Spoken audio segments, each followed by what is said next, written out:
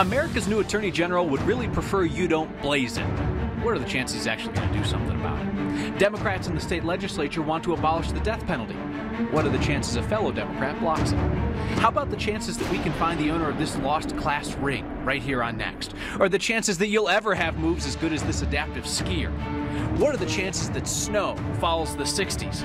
And what are the chances that one of Colorado's biggest experts on cheese can win over your humble host, who's coming out of the closet tonight as a lifelong anti-cheeseite?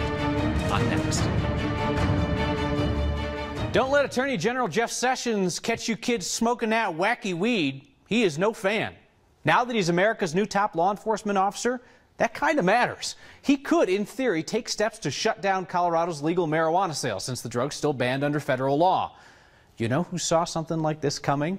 Our politics guy, Brandon Ritteman, who asked candidate Donald Trump about another anti-cannabis candidate who was being considered for AG.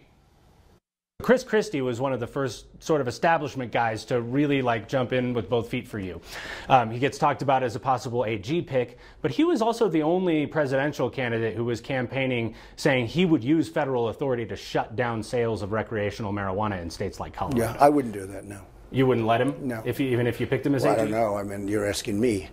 I wouldn't do that, no. Yeah. So you think Colorado should be able to do what it's doing? No, I think it's up to the states, yeah. I'm a states person. I think it should be up to the states, absolutely. Back here in present day, and that answer is why some leaders in the pot industry are cautiously optimistic despite the many, many anti-marijuana things Sessions has said in the past. Here's one take I think sums up the pot industry's mood right now pretty well. This comes from Danny Davis. He runs a company that sells pot accessories. Quote, "It's the first few weeks of the Trump presidency. If it's any indication of how it will continue in the years ahead, it seems clear that President Trump wants to be the person calling the shots and enforcing his ideals regardless of how his cabinet feels. As opposed, as Sessions is, to personal use of cannabis, I feel like the administration will ultimately allow it to exist as is." And that's the real question here. How much of the administration's attitude on pot is going to be set by President Trump, and how much of it is going to be set by the Attorney General? And it's an important question for states like Colorado because, as AG, Sessions has a lot of gray area to play in. He doesn't have to launch a full-on court battle trying to shut down the entire marijuana industry if he wants to make life really, really hard on people in that business. He could just choose to be a really heavy-handed enforcer instead, if President Trump lets him. One thing that eases that concern for people in marijuana, Kyle, is the fact that pot was every bit as big a winner as Donald Trump was on election night. Now, 8 states, including the most populous one, California, have legalized recreational marijuana. And if you add in medical marijuana laws, cannabis is legal in some form in more than half the states in the union. In other words, a crusade against pot coming out of Washington, D.C. today is going to be a lot harder of one to fight than it would have been even just a year or two ago. And fighting the status quo, it's a lot harder. Yeah. I think a lot of people in Colorado have been very concerned about this. And I was concerned for a second that AG Sessions had outlawed microphones. But then we got yours working. So, Brandon Ritteman. Thank goodness for that. Many thanks. Jeffco School Board started a meeting a few minutes ago where they'll decide whether to close 5 elementary schools. Now, if they make a decision while we are on the air here, unlikely you will certainly hear it here. Something tells me they're going to be a while. About 300 people signed up to speak, and some of them are not too happy. The schools that could shut their doors to save $25 million a year are Peck, Pennington, Pleasant, Stober, and Swanson. The students would be reassigned to new buildings, and nearly 200 staff members could lose their jobs. Now, if the decision comes down following Next tonight, 9 News has you covered on social media, 9news.com, and on our 9 and 10 o'clock programs. If you've never tuned in, I suggest you give them a try. I wear a tie, and I scrub all the jokes and the interesting things out of each and every story. A bill to abolish Colorado's death penalty will be considered in the legislature this session. This issue does not split cleanly along party lines. Today I sat down with 2 Senate Democrats who disagree on the death penalty and also disagree on whether legislators should decide this issue. With all due respect, is this where the death penalty should be decided? Governor Hickenlooper promised a statewide conversation about capital punishment. I'm not certain that that's really happened. Should this be decided in this building? There are several ways to decide these important issues.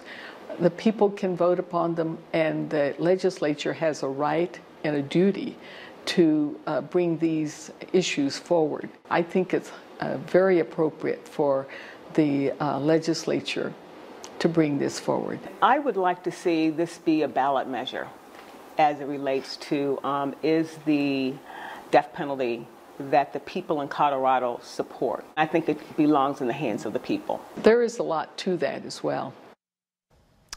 And you hear how thoughtfully they're going back and forth on this. And this is important. Senator Fields could be the deciding vote here. Today, she would not rule out helping to kill that death penalty ban in committee before it ever gets to the full Senate. Minority Leader Guzman and Senator Fields have spent hours discussing this issue. Discussing, not arguing. We will talk about that and how we all might look for common ground on divisive issues coming up here on Next Today. So I was nearly late to my conversation with the senators because I couldn't take my eyes off an article that I would recommend that you read. It's in today's LA Times. The story of a foster father in that city who has taken in dying children for 2 decades. The foster kids no one else wants. Mohammed Bazik has buried 10 of those children over the years. He's now caring for a girl who cannot see or hear, but Mohammed has taught her that she's loved and that she's not alone in the world. This is a story that will clean out your tear ducts and give you new perspectives on problems in life. You can find a link on the Next Facebook page. When we mess up, we fess up. Investigative reporter Chris Vanderveen says he messed up on his report on freestanding emergency rooms yesterday. Used a bad word, at least in the minds of the Colorado Hospital Association. So we sent him to the next equivalent of the timeout room until Chris agreed to say this. Honesty is good policy, so here goes. I am very, very, very, very, very, very sorry for mischaracterizing the position of the Colorado Hospital Association on a freestanding ER bill. You remember freestanding ERs, the places that can sometimes stick you with a $2,000 bill for a $200 problem? Yeah, those places. We said Wednesday the Colorado Hospital Association opposed Senate Bill 64, the bill to make freestanding ER billing more transparent. We were wrong.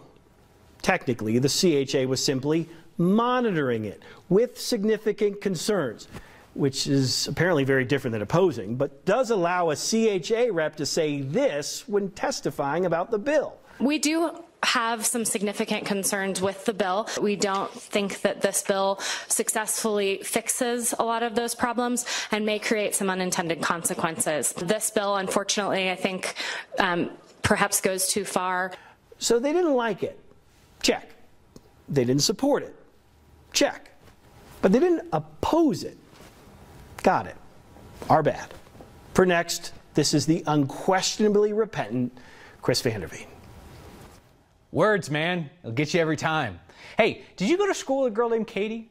I should be more specific. Did you go to Grandview High School around 2000 with a girl named Katie? We bring this up because she lost her class ring. It was found at Elish Gardens this week. During the offseason, obviously, so who knows when this thing came flying off of Katie's finger. Kudos to Mark Repine, the Elish's worker who found the ring and posted the photos to Facebook. So Katie, Grandview class of 2001, your ring has been found. We have these photos posted on our Facebook page. If you're connected with the Grandview community or you just want to touch base with every Katie in your life, share them with your friends. Get this out there. The most Colorado thing we saw today is a skier flying down runs at Loveland Ski Area. Alan Tonkin is an adaptive skier. He used to be a semi-professional skydiver until he broke his back in a skydiving accident. But long before that, he had skied and snowboarded for decades, and now he skis on a monoski, one ski with a chair attached. He teaches adaptive skiing at Keystone and Breckenridge, and he took this season off to work on his own skills, as he says, push his limits. Yeah, definitely, an adrenaline junkie and risk taker for sure. What's like your craziest trick that you can do when you're on your ski? I mean, really just big air. Like it really, I don't really, I don't have the backflip down or anything yet. But, sending like really long, like 60, 70 foot long jumps or, 20 plus foot cliffs. And that's kind of what I'm into. It's really one of the most freeing experiences I've ever had. Is when you're out skiing, you're not disabled or anything anymore. You're just like everyone else, and you get to rip around the mountain again. Yeah, what Alan's really into is living. He does a lot of whitewater rafting as well, and that is the most Colorado thing we saw today. Next, we return to our discussion that's sort of about whether Colorado should abolish the death penalty, but more about how we can all discuss difficult issues with civility. And that doesn't happen as much as it should. The National Weather Service is celebrating a birthday. It's older than I would have guessed. Which president established the National Weather Service? Hashtag #HeyNext during the break if you know. And if this week's weather thinks it's hot stuff, Danielle Grant's about to tell us the cold truth. Next.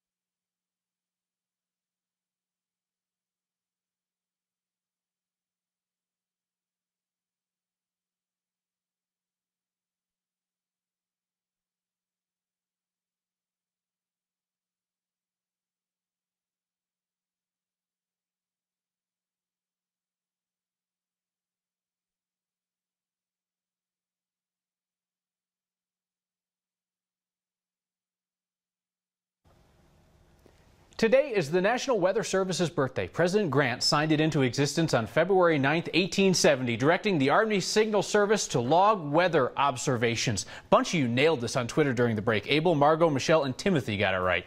The NWS has been tweeting up a storm about its history today. For example, the first federal weather office established in Chicago was destroyed in the Great Chicago Fire. Who knew? If you like to nerd out over weather stuff like Danielle Grant does every day, follow NWS Director on Twitter. Right after you follow Danielle at the WX Woman.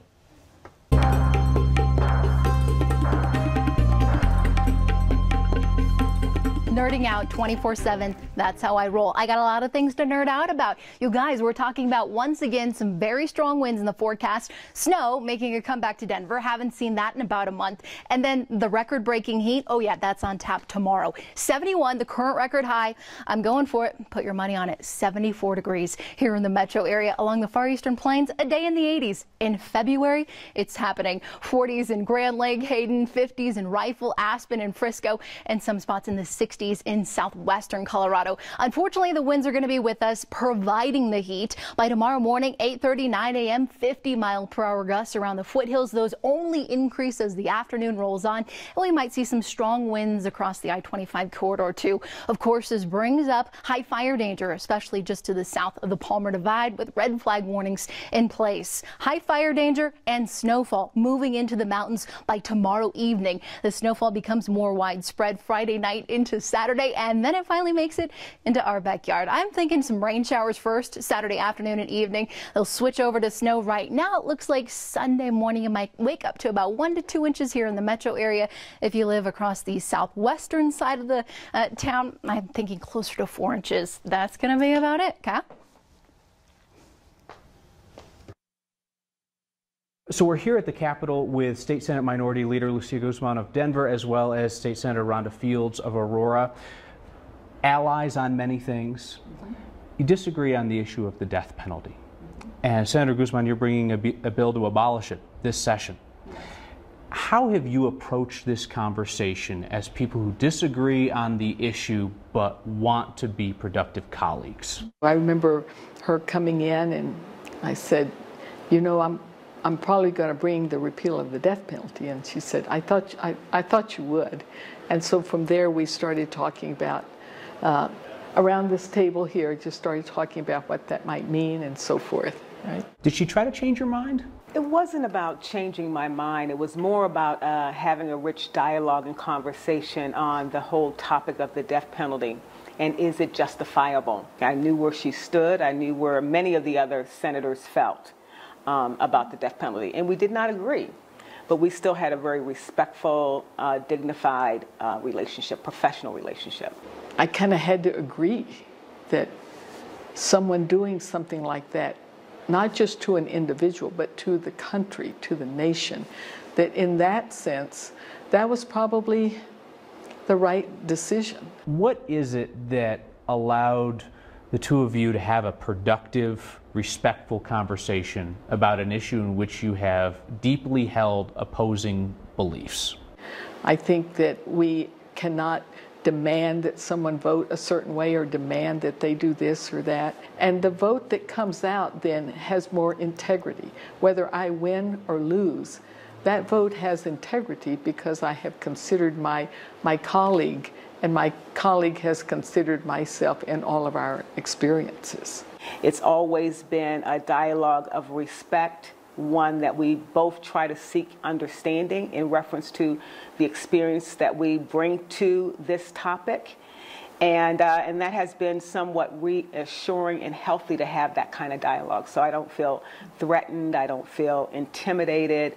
I feel that this is a healthy exchange and dialogue that gives me a sense of comfort knowing that however this plays out, for me, I'll be at peace. Senator Fields, Minority Leader Guzman, thank you both for a very thoughtful conversation. There are few people in the next office who eat cheese like it's their job. Tonight we meet a Coloradan whose job is to eat cheese. And we combine three of our favorite things: dogs, signs, and feedback. Down, boy. Save it for when next returns.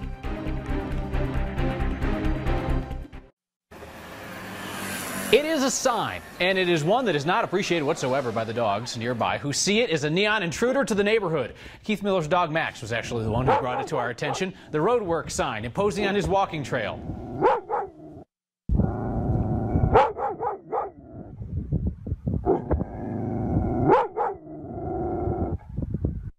It's just the sign. There's no squirrel, there's no nothing. Every day he sees the sign and he is displeased. You know how to find us if you have a sign you'd like the rest of Colorado to see. So we've been on a search for a while now to find Coloradans who have unexpected and interesting jobs. James Danforth dropped us a note and his job title caught our attention. James is a professional cheese specialist licensed by the American Cheese Society. Our Steve Steger loves meeting people, and Steve loves cheese. Steve, meet James. It's been described as yummy in science labs all across the nation. I've been doing this for 17 years, and you know, when you do something that you love, it's just a joy. I love it. I love being a cheesemonger. Cheesemonger is somebody that buys and sells cheese, and I do it here for King Soopers and Kroger. I often get, what? I didn't know that was a thing.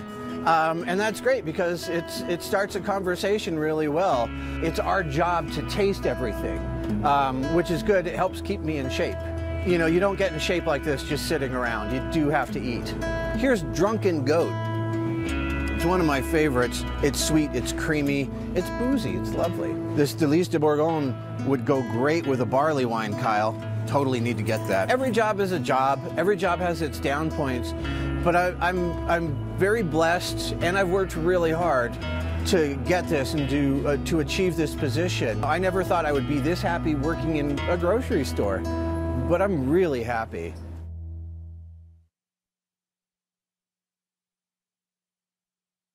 Talk about something that we realized through the course of talking about this story. Kyle does not like cheese. Lifelong anti-cheeseite. It brings me great shame and embarrassment and social ostracization. How do you not like cheese? I don't know.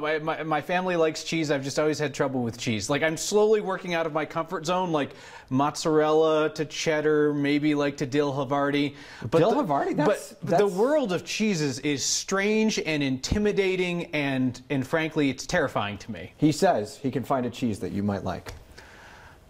Go slow. Go slow. All right, one bite at a time. Steve Steger, many thanks. Take a bite out of your feedback next.